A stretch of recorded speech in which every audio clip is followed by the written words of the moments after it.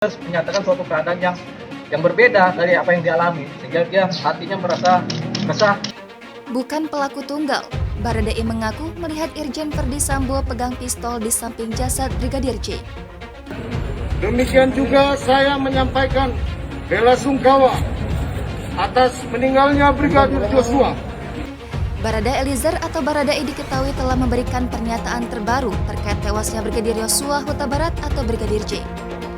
Anggota kuasa hukum Baradae, Burhanuddin menyebut ex-Kadif Propam Polri Irjen Pol Verdi Sambo disebut berada di rumah dinasnya di Komplek Polri Duren 3, Jakarta Selatan pada waktu kejadian, Jumat 8 Juli 2022.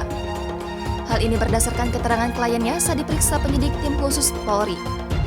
Burhanuddin menegaskan apa yang diungkap kliennya kepada penyidik adalah fakta yang terjadi. Termasuk dugaan terkait pengakuan Baradae yang melihat Irjen Verdi Sambo menggenggam sepucuk pistol di samping jasad Brigadir J. Semoga keluarga diberikan kekuatan.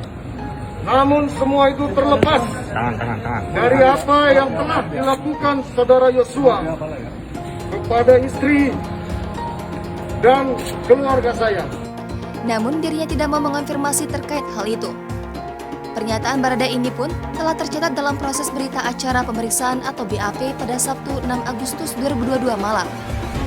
Burhanuddin mengatakan dari pernyataan tersebut terungkap ada fakta yang bergeser dari fakta-fakta hukum yang dikemukakan sebelumnya.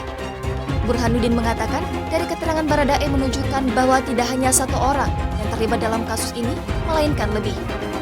Dengan demikian, Baradae bukanlah pelaku tunggal dalam kasus ini. Burhanuddin juga mengatakan Baradae diperintah untuk melakukan tindak pidana yang disangkakan.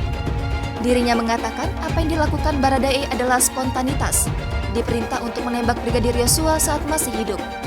Lebih lanjut, kata Burhanuddin, Barada Eliezer menembak karena mendapatkan tekanan dari atasannya yang juga ada di lokasi.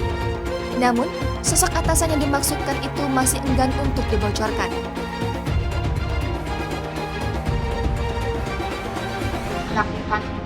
Eliezer menyatakan dia bersalah. Dia menyatakan dia melakukan.